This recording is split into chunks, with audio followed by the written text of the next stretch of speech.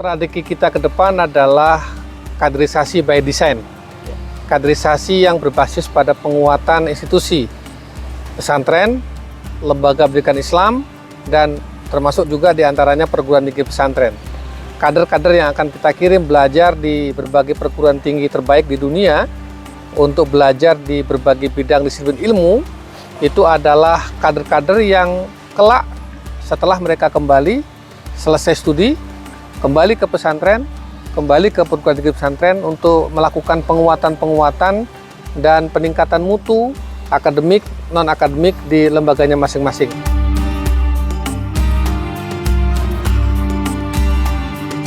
Assalamualaikum warahmatullahi wabarakatuh. Kita saat ini sedang berada di depan kampus Córdoba University di Córdoba, di Andalusia. Dan kalau kita lihat, kita baca sejarah bahwa Córdoba, Granada, Sevilla, Toledo, dan Andalusia secara umum itu pernah memimpin peradaban di Eropa selama hampir 8 abad. Dan itu adalah peradaban ilmu pengetahuan, peradaban sains, di mana keilmuan dan sains teknologi itu tumbuh dengan sangat subur dan luar biasa di sini oleh cendekiawan-cendekiawan Muslim kita. Apa kaitannya pelajaran Córdoba dan Andalusia ini dalam konteks pondok pesantren kita, perguruan tinggi pesantren kita, dan masa depan peradaban yang hendak kita bangun ke depan?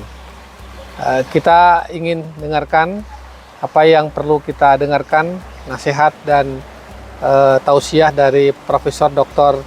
K.H. Dr. Hamid Fahmi Sarkasi, MA.Phil, Rektor Unida Darussalam. Bismillahirrahmanirrahim. Assalamualaikum warahmatullahi wabarakatuh. Salah satu obsesi dari Universitas Darussalam Gontor dan saya rasa juga universitas yang lain agar Universitas Islam di Indonesia ini meningkat menjadi world class university. Untuk menjadi world class university perjalanannya panjang. Tapi salah satu rencana induk strategis kita adalah menggalang kerjasama dengan masyarakat ilmiah di seluruh dunia. MOU dengan perguruan tinggi di luar negeri ini salah satu langkah dari strategi itu supaya kita bisa masuk ke dalam komunitas scientific community dimanapun berada. Kita mengembangkan sains, dari mereka belajar sains, dari mereka kita juga belajar bagaimana riset-riset yang mereka lakukan di negara masing-masing untuk bisa dikerjasamakan dengan riset yang di negara kita. Dan itu memerlukan sebuah langkah-langkah yang strategis. Di antaranya adalah melakukan kerjasama. Dosen kita kerjasama dengan dosen di sini, itu sudah satu prestasi yang luar biasa. Oleh sebab itu, mari para dosen di perguruan tinggi pesantren, dosen di Universitas Darussalam Gontor, mari kita tingkatkan kualitas kita menjadi kualitas riset internasional dan kita jalin kerjasamanya di sini. Kita juga akan menjalin kerjasama dengan Erasmus Mundus, satu dana yang besar sekali dari negara-negara Uni Eropa, dan itu bisa kita gunakan untuk mengembangkan sistem ataupun kualitas pendidikan kita di perguruan tinggi pesantren di seluruh Indonesia. Itu yang disebut dengan capacity building. Oleh sebab itu kita mulai dari langkah ini untuk langkah-langkah selanjutnya yang lebih strategis dan lebih berguna bagi pengembangan universitas di perguruan tinggi pesantren. Terima kasih. Wassalamualaikum warahmatullahi wabarakatuh. Bismillahirrahmanirrahim. Alhamdulillah, Universitas Córdoba di Sumbawa Barat itu hanya satu di antara sekian banyak perguruan tinggi pondok pesantren di Indonesia yang harusnya sekarang ini berkolaborasi. It's time to collaborate, not to compete.